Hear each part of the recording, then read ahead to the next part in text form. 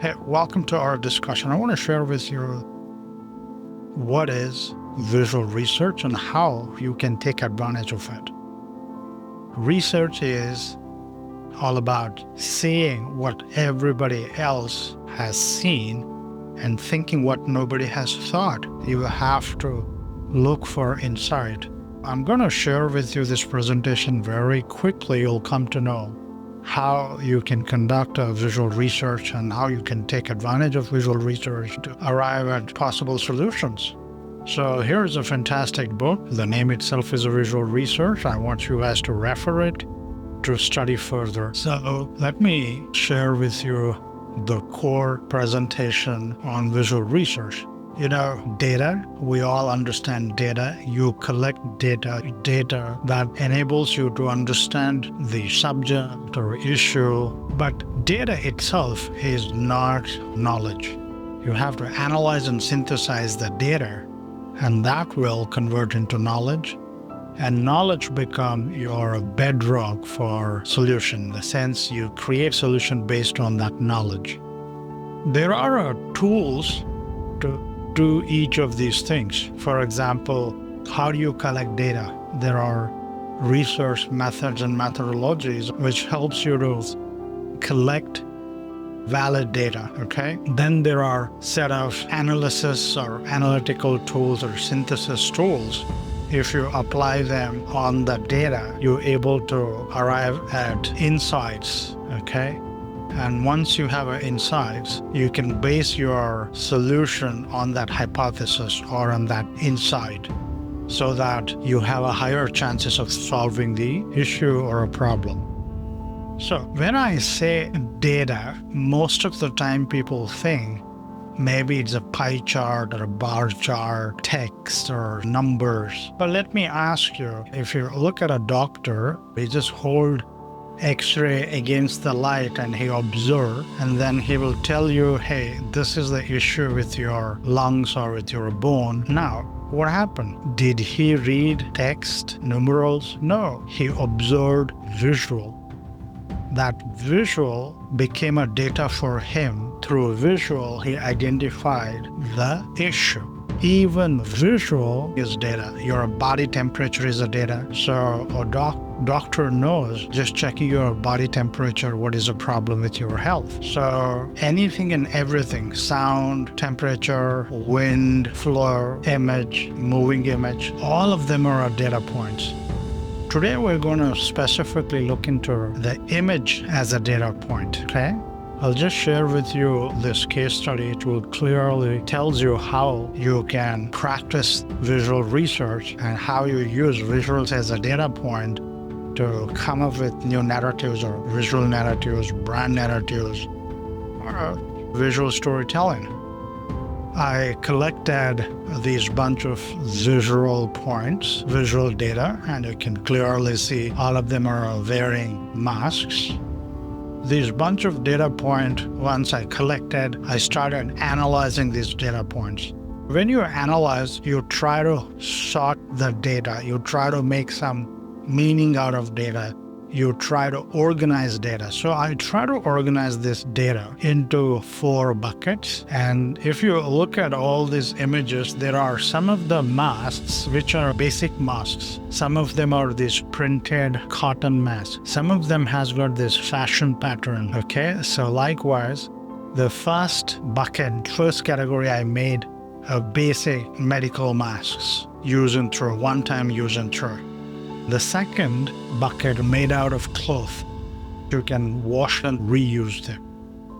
The third bucket made out of cloth, but the pattern on that cloth belongs to these high fashion brands. So it's kind of branded mask, you can say. The last bucket, fashion models wearing masks on the ramp.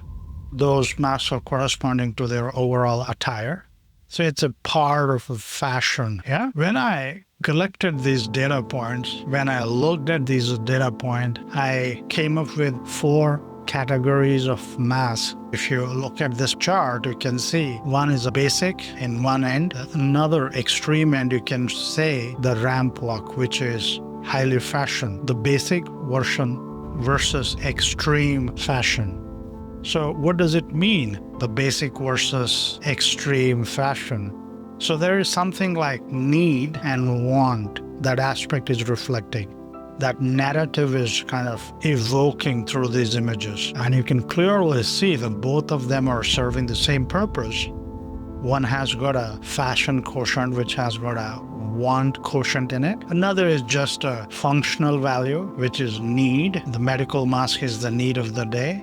But this fashion Louis Vuitton pattern mask has got that emotional connection or quotient in it. Let's go further. One more visual interpretation narrative which I created. I took these two extreme images and tried to create one person making a half and half image. Once again, like both of the masks have got this protection layer in it. One is protecting with style. Another is just doing basic function protecting. Few more interpretation. You can play with their logo, identity, text, or typography. So if I'm making a poster, I might use image and their logo and text in a way that it makes a deeper impact on the audience. Another hoarding, if I want to use, again, image and their identity, how I can do it. So this is interpretation of it. And I was lucky, this Burberry has got this identity wherein this man is on a horseback charging. I placed coronavirus as if this person is piercing the virus. So you can see how I created these narratives.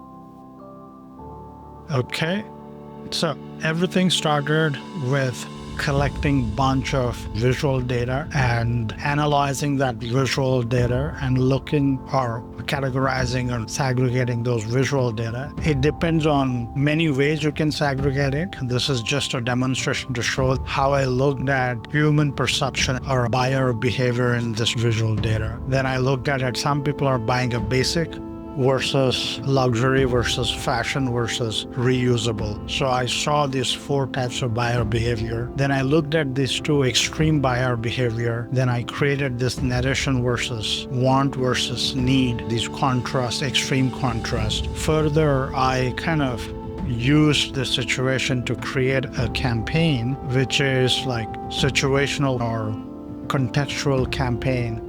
At the same time, you're creating, you can say awareness advertisement as well, but it is more like how do you become relevant to social causes and then without selling, you're selling. So that kind of aspect these hoardings do have. There is a social aspect doing good at the same time. You are kind of promoting subtly your brand. So that's it for this discussion. I hope you start seeing that how a visual research can help you to arrive at new visual narrative or create new meaning. If you are a brand designer or an advertising person, you can use it for creating a campaigns. If you are maybe a product designer, you can use it slightly differently. So it depends upon who is using for what purpose, but mainly this presentation is here to tell you that look at visuals as a input data point and do analysis and use that analysis to create narratives. Thanks for listening.